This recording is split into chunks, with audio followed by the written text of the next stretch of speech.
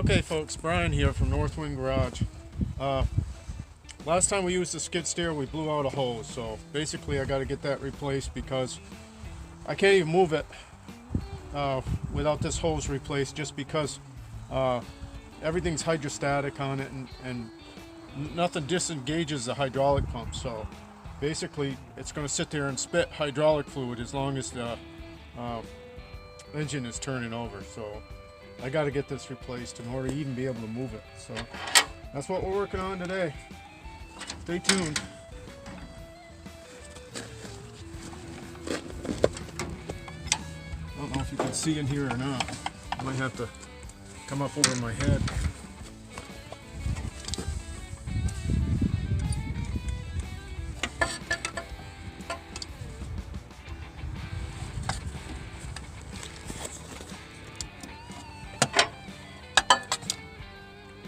This block here, it's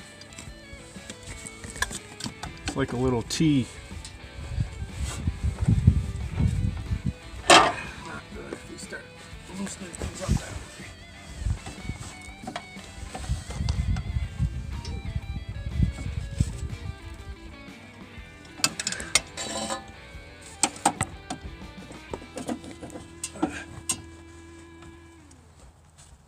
There we go. That was easier than I thought it would be.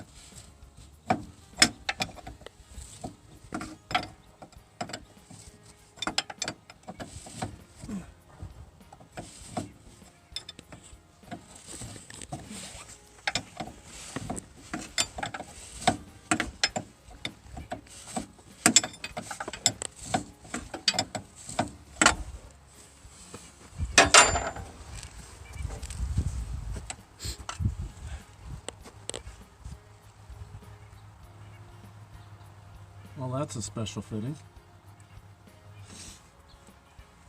Hopefully they have it.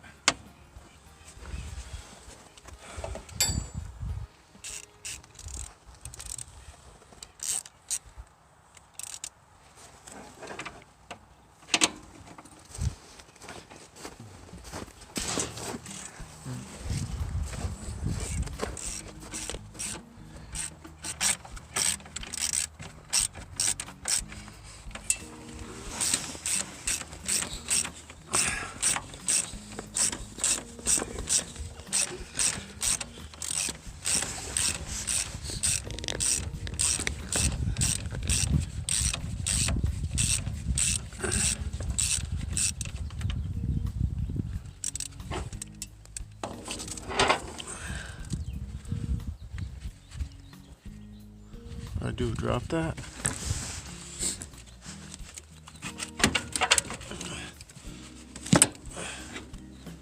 I think the nut fell.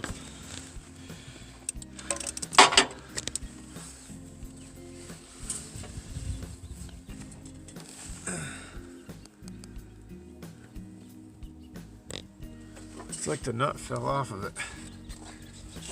Fell down in.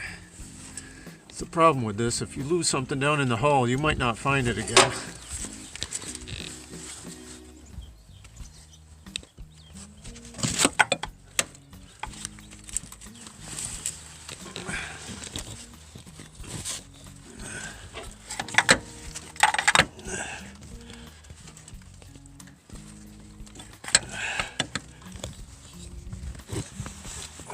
Is there like a lock washer on there still?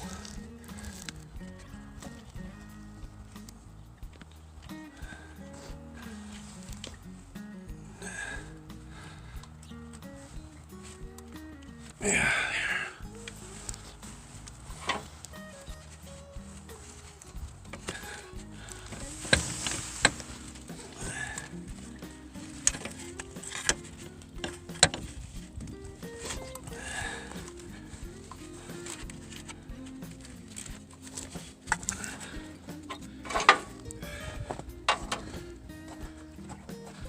And then a washer after that. Another 5/16 washer.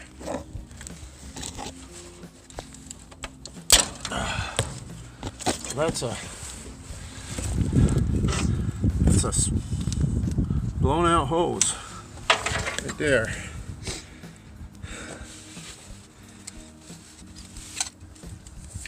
Alright, so this up out of here like this.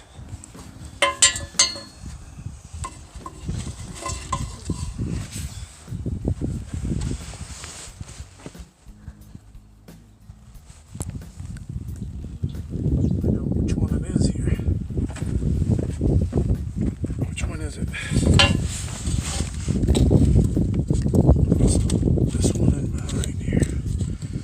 What's that one?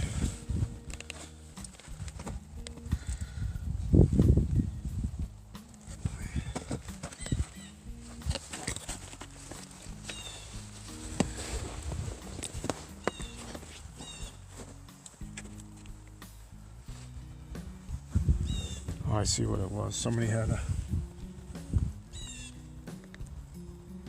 electrical connection on it. Okay, pause it a minute. Well, there's the other clip that we had to remove from in here. I'll save all these parts to go back in there.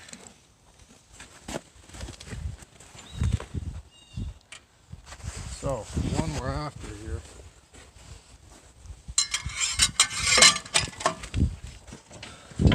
It's another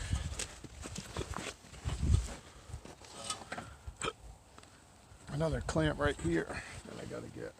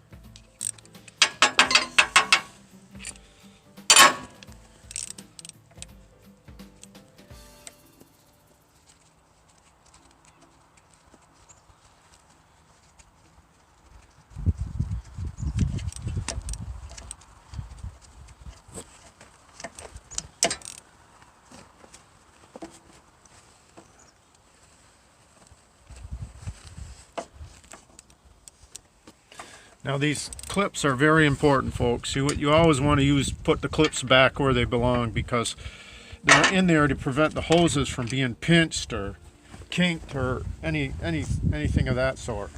So, and also, if you're making a long run in a place that's inaccessible, you might want to tie a piece of safety wire or something, 550 cord, or 550 is actually a military twine they use for parachutes, and it's just kind of a multi-purpose nylon rope. So any kind of multi-purpose nylon rope, string, heavy-duty string or something. I can get to this one, but in a situation where you couldn't get to it, you would want to take some tape or something and tape a wire or something to snake this hose back through. Otherwise, it could take hours to do something that could take 10 minutes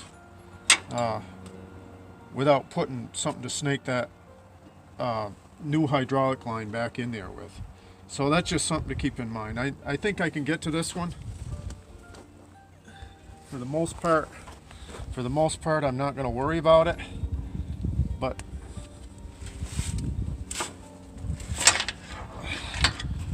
that's where we're at with that. So I'm glad I'm replacing this, because it could have went there too. There's another big area where it was chafing.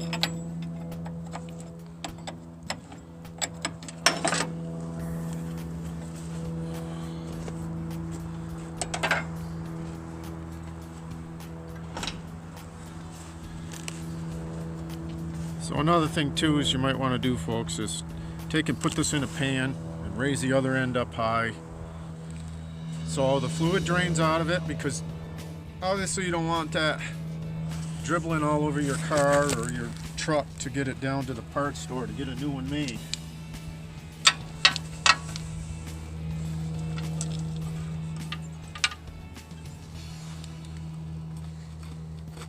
So there you have it. Off to the parts store we go. You ready? Yes. Okay, folks.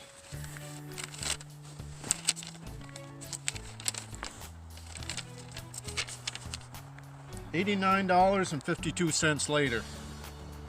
The ends were a total of $32.58 for two.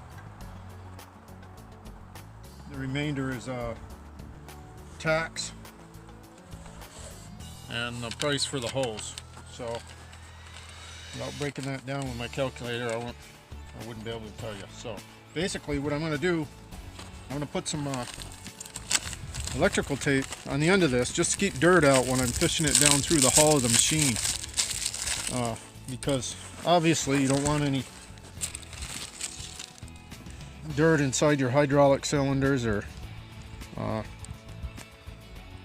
in the hydraulic oil floating around to get into the pump or block the spool valves up or anything like that, anything of the sort.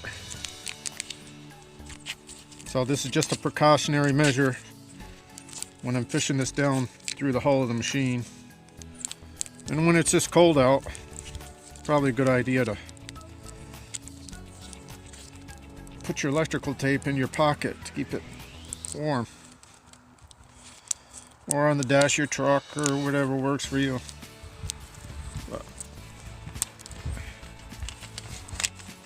So with no further ado, start to fishing this through here.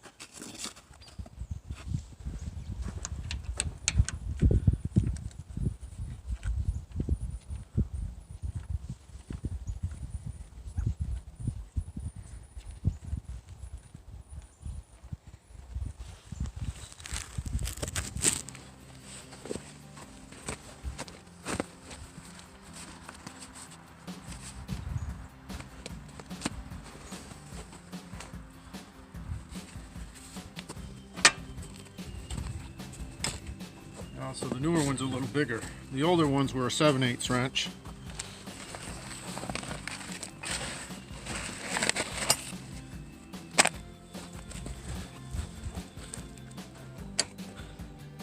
These are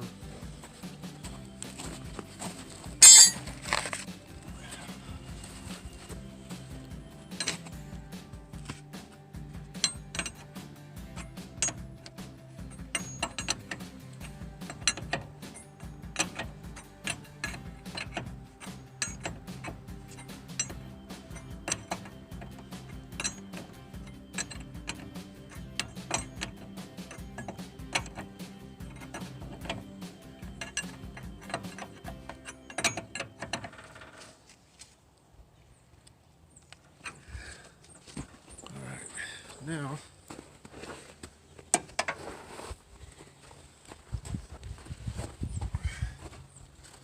sneak this down.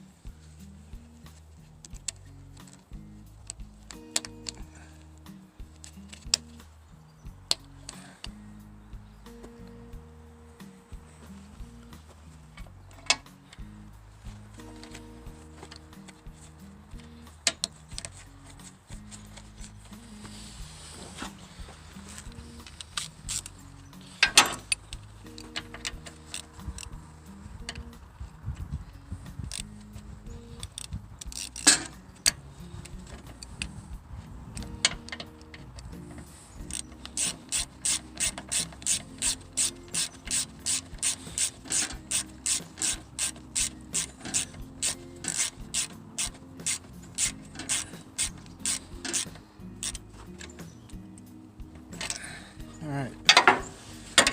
Basically spin this back around the way it was.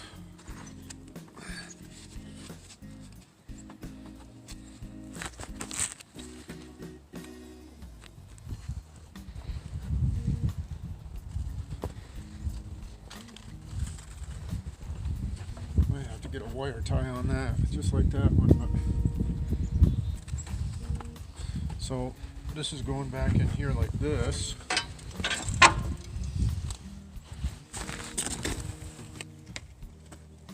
Okay, folks, so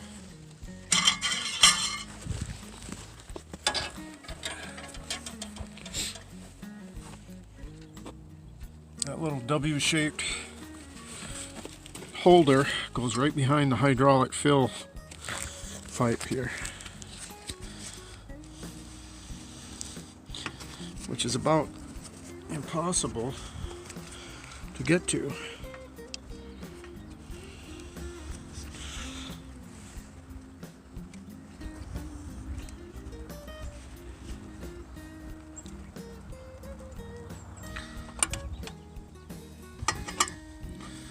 I think if I could get on this side,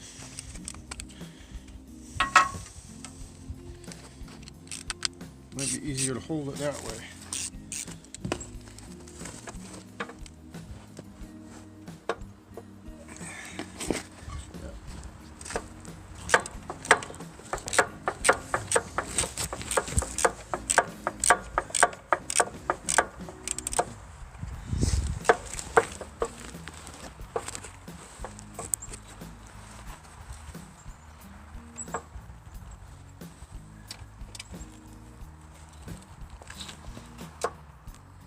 Alright, so you can only turn a little bit at a time there.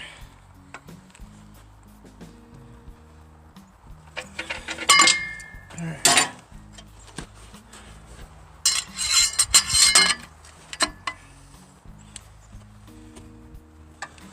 Now, let's come over here.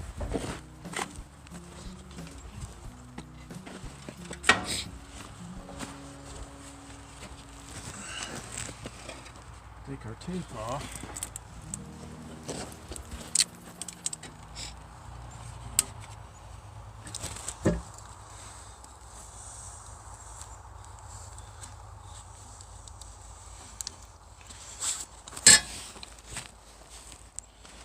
I'd say it's about 30 degrees or so out.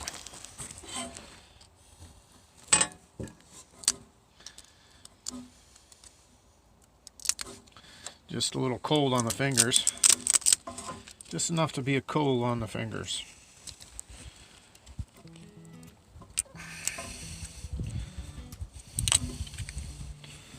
Alright. So that tape served its purpose. Now I'm going to put that in there. I don't know the best way. Try to keep all the dirt out of that.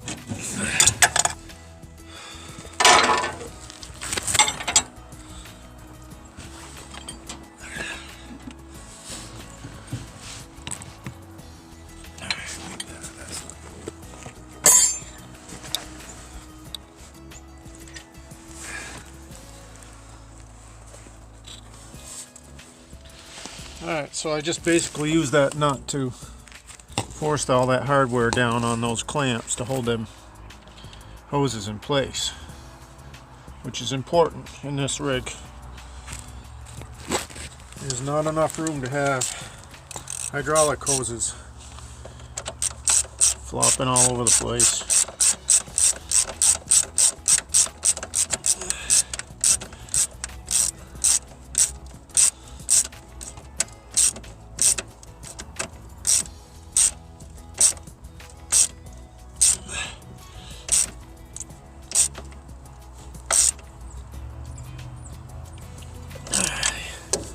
There's that.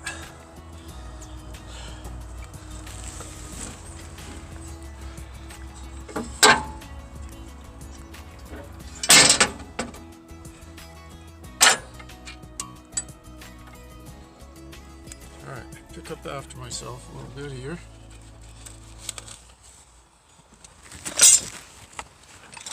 Alright, this little test run.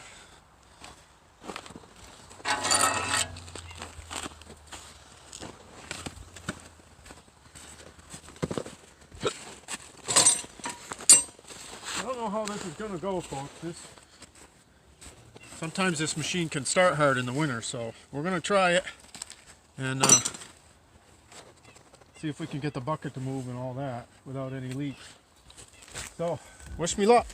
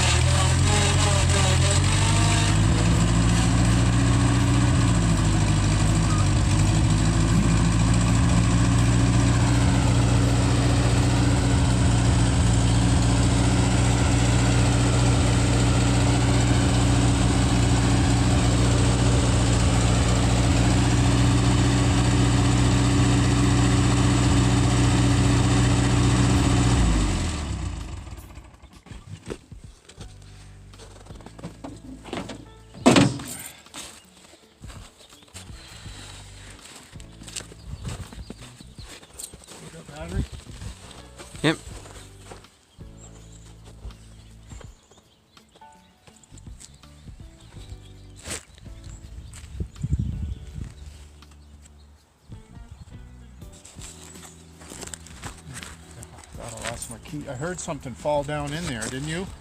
Yeah. Huh? Yeah, it looked like it was that little thing you had hanging here.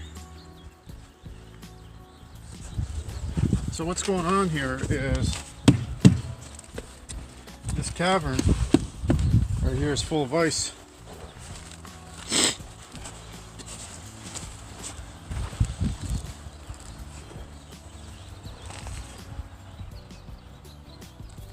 Okay, folks, it looks like I might have some water down in my final drive. Looks like it might be froze up. So the other side I got to break loose, but rather than break a chain or something like that, I think I'm going to either get a heater on it or do something like that. So thanks for watching, folks. We got that hydraulic line in. Big deal today. So please like, share, subscribe. Pretty soon we're going to have the mill up and running. I was hoping I could get this, but I might have to try and thaw that out. So we'll catch you on the next one. Northwind Garage, peace out. God bless you.